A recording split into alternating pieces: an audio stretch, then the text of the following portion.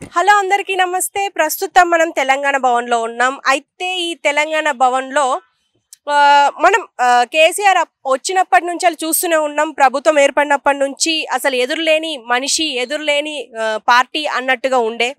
అయితే మొన్న లోక్‌సభ శాసనసభ ఎన్నికల టైంలో ఓడిపోవడంతో ఇక్కడ మొత్తం తారుమారైపోయింది. అసలు ఇక్కడ దేనివల్ల ఓడిపోయామని చెప్పేసి హైకమాండ్ నుంచి చిన్న లీడర్ల వరకు అందరూ ఆలోచిస్తున్నది ఏంటంటే అసలు ఎక్కడ తప్పు చేసాం, ఏమైంది, ఎమ్మెల్యేలపై వ్యతిరేకత ఒక పక్క, అలాగే పార్టీ మీద వ్యతిరేకత, బీఆర్ఎస్ మీద వ్యతిరేకత, బీఆర్ఎస్ని టీఆర్ఎస్గా మార్చాము, అయినప్పటికీ ఇలాంటి వస్తూనే ఉన్నాయి. అసలు ఏం జరిగింది అని చెప్పేసి హైకమాండ్ ఆలోచిస్తే చివరికి ఒక థాట్ వచ్చిందంట. అయితే ఇక్కడికి రావాల్సిన లాభం ముందర గేట్ నుంచి వచ్చి వెనుక గేట్ నుంచి వెళ్ళిపోయింది అని చెప్పేసి ఆలోచన చేసి ఈ గేట్ని ఇప్పుడు నా వెనుక అయితే ఏ గేట్ అయితే ఉందో ఇప్పుడు రోడ్డు సైడ్ ఉన్న గేటు దాన్ని క్లోజ్ చేసేసి బ్యాక్ గేట్ని ఓపెన్ చేయాలి అని చెప్పేసి ఆలోచిస్తున్నారు.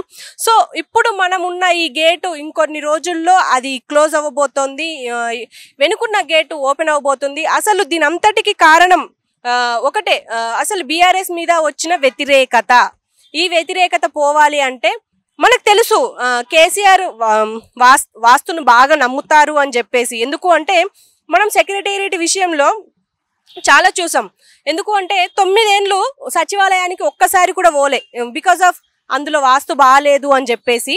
అండ్ ఇప్పుడు కూడా వాస్తు బాగాలేదని వాస్తు ప్రకారమే మొత్తం క్రియేట్ చేసుకున్నారు, దాన్ని కట్టించుకున్నారు అని చెప్పి మాట్లాడుకున్నాం. మనం అందరం మాట్లాడుకునేలాగా ఇప్పుడు సచివాలయం తయారైంది. ఇప్పుడు ఆ సచివాలయం ఎలా ఉంది అంటే అన్ని అంటే కేసీఆర్కి 6 అనే నంబరు చాలా ఇష్టం, అలాగే వాస్తు ప్రకారం అది కలిసి వచ్చే నంబర్ అని చెప్పేసి మొత్తం 6తోనే స్టార్ట్ అయ్యేటట్టు అన్ని గదులు కానీ, ఫ్లోర్స్ కానీ, విస్తీర్ణం కూడా అన్ని రకాలుగా 6తోనే మొదలయ్యేలాగా ఉంచుకున్నారు అని చెప్పేసి మనం చదివాము కూడా.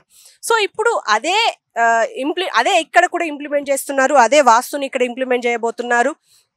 మనం ఇప్పుడు ముందు గేట్ అయితే క్లోజ్ చేసేసి వెనక ఒక గేట్ ఓపెన్ చేయబోతున్నారు. అది కూడా ఎందుకు అని అంటే దానికి చాలా కారణాలు. ఇప్పుడు ఎమ్మెల్యేల మీద వ్యతిరేకత అండ్ బీఆర్ఎస్ మీద వ్యతిరేకత. ఇప్పుడు కాంగ్రెస్ పార్టీకి అలాగే అంటే వేరే పార్టీలోకి వెళ్ళిపోతున్నారు. ఇక్కడ నుంచి వెళ్ళిపోవాలని నిర్ణయించుకున్నారు చాలా మంది పెద్ద పెద్ద లీడర్లు కానీ, చిన్న చిన్న లీడర్లకు అయితే లెక్కలేదు.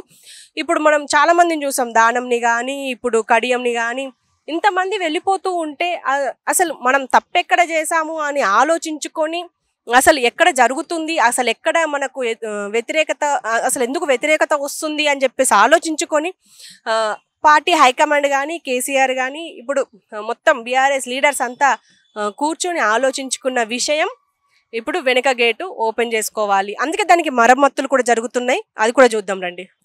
ఇష్టం, అలాగే వాస్తు ప్రకారం అది కలిసి వచ్చే నంబర్ అని చెప్పేసి మొత్తం 6తోనే స్టార్ట్ అయ్యేటట్టు అన్ని గదులు కానీ, ఫ్లోర్స్ కానీ, విస్తీర్ణం కూడా అన్ని రకాలుగా 6తోనే మొదలయ్యేలాగా ఉంచుకున్నారు అని చెప్పేసి మనం చదివాము కూడా. సో ఇప్పుడు అదే ఇక్కడ కూడా ఇంప్లిమెంట్ చేస్తున్నారు, అదే వాస్తుని ఇక్కడ ఇంప్లిమెంట్ చేయబోతున్నారు. మనం ఇప్పుడు ముందు గేట్ అయితే క్లోజ్ చేసేసి వెనక ఒక గేట్ ఓపెన్ చేయబోతున్నారు. అది కూడా ఎందుకు అని అంటే దానికి చాలా కారణాలు. ఇప్పుడు ఎమ్మెల్యేల మీద వ్యతిరేకత అండ్ బీఆర్ఎస్ మీద వ్యతిరేకత. ఇప్పుడు కాంగ్రెస్ పార్టీకి అలాగే అంటే వేరే పార్టీలోకి వెళ్ళిపోతున్నారు. ఇక్కడ నుంచి వెళ్ళిపోవాలని నిర్ణయించుకున్నారు చాలా మంది పెద్ద పెద్ద లీడర్లు కానీ, చిన్న చిన్న లీడర్లకు అయితే లెక్కలేదు. ఇప్పుడు మనం చాలా మందిని చూసాం, దానంని కానీ, ఇప్పుడు కడియంని కానీ, ఇంతమంది వెళ్ళిపోతూ ఉంటే అసలు మనం తప్పెక్కడ చేశాము అని ఆలోచించుకొని అసలు ఎక్కడ జరుగుతుంది, అసలు ఎక్కడ మనకు వ్యతిరేకత, అసలు ఎందుకు వ్యతిరేకత వస్తుంది అని చెప్పేసి ఆలోచించుకొని పార్టీ హైకమాండ్ కానీ, కేసీఆర్ కానీ, ఇప్పుడు మొత్తం బీఆర్ఎస్ లీడర్స్ అంతా కూర్చొని ఆలోచించుకున్న విషయం ఇప్పుడు వెనక గేటు ఓపెన్ చేసుకోవాలి. అందుకే దానికి మరమ్మతులు కూడా జరుగుతున్నాయి. అది కూడా చూద్దాం రండి.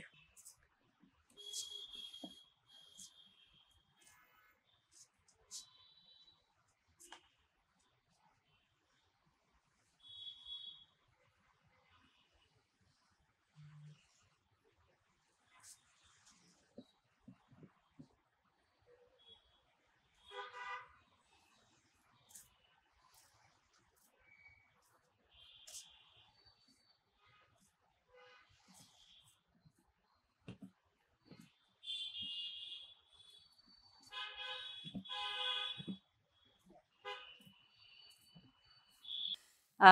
సో, చూస్తున్నారు గదా! ఇప్పుడు మనం ప్రస్తుతం ఇక్కడే ఉన్నాము సెకండ్ గేట్ దగ్గర. ఈ గేట్‌ని ఓపెన్ చేయబోతున్నట్టు సమాచారం. అయితే ఈ గేటే మొ మొదటి నుంచి చాలా రోజుల నుంచెల్లి మరమ్మతులు జరుగుతున్నాయి. దీన్ని మంచిగా ఇంతకుముందు మట్టి మట్టిగా ఉండేది ఇటు సైడ్ రోడ్డు కూడా. ఆ రోడ్డును కూడా మంచిగా చేపిచ్చి ఇప్పుడు దీన్ని కూడా మరమ్మతులయితే కంప్లీట్ చేశారు. మళ్ళీ ఎలాంటి సమస్యలు తలెత్తకుండా ఇప్పుడైతే ఈ గేట్‌ని ఓపెన్ చేయాలి అని అనుకుంటున్నారు. అయితే దీని గురించి చాలామంది విశ్లేషకులు మాట్లాడేది, చాలామంది పెద్దలు మాట్లాడేది ఏంటి అంటే, అసలు ఎందుకు అంటే మంచి విజ్ఞానాన్ని చెప్పాల్సింది బోయి మూఢనమ్మకాల వైపు ఎందుకు తీసుకెళ్తున్నారు కేసీఆర్ అని చెప్పేసి విమర్శలైతే వస్తున్నాయి. అంటే ఒక పక్క అంటే ప్రభుత్వాన్ని ఏర్పరిచారు. 10 ఇయర్స్‌గా మంచి అభివృద్ధి అని చెప్పేసి చూపించారు. అఫ్‌కోర్స్ ఈ స్కాములు ఇవన్నీ వస్తున్నప్పటికీ దానికి అందుకే గదా! ఇప్పుడు వాస్తు బాలేదని చెప్పేసి గేట్ ఓపెన్ చేస్తున్నారు. అంటే మేమేం తప్పు చేయలేము. ఈ వాస్తు వల్ల క్లియర్ అయిపోతది అని చెప్పేసి అన్నట్టుగానో మరెందుకో తెలీదు. అండ్ దీని వల్లనే చాలామంది అంటే ఇప్పుడు చేసిన తప్పులన్నీ సమసిపోతాయా? దీంతో మొత్తం మీరు చేసిన తప్పులన్నీ పోతాయా? మీరు చేసిన స్కాములన్నీ కనుమరుగైపోతాయా? అని చెప్పేసి చాలామంది మాట్లాడుకుంటున్నారు. ఎందుకు అంటే అటు ఢిల్లీ లిక్కర్ స్కామ్ కావచ్చు, ఫోన్ ట్రాపింగ్ కావచ్చు. ఫోన్ ట్యాపింగ్‌లో అయితే డైరెక్ట్ కేసీఆర్, కేటీఆర్ ఇద్దరు ఇన్వాల్వ్ అయినట్టు మనకు చాలామంది మాట్లాడుకుంటున్నారు. చాలామంది విశ్లేషకులు చెప్తున్నారు. అండ్ కాంగ్రెస్ వాళ్ళైతే డైరెక్ట్‌గా చెప్పేస్తున్నారు.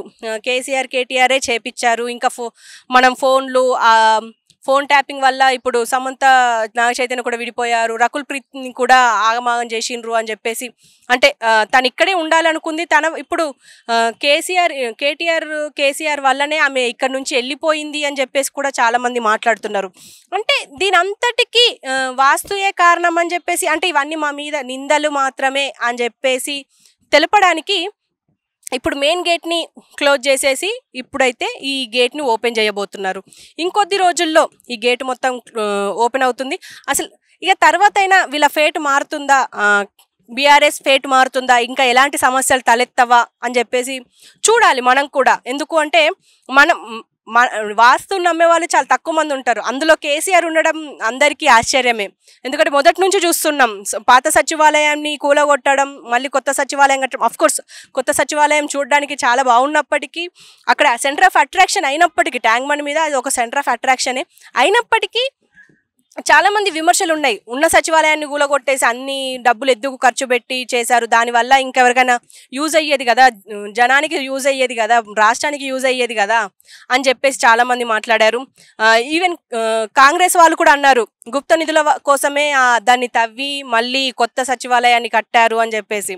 ఏదేమైనప్పటికీ ఇప్పటికైనా ఈ గేటు మార్చడం వల్ల, ఏదైనా ఈ వాస్తుని ఫాలో అవ్వడం వల్ల ఏమైనా మార్పులు వస్తాయేమో మనము ఇక నెక్స్ట్ ఇప్పుడు రాబోయే రోజుల్లో చూద్దాం.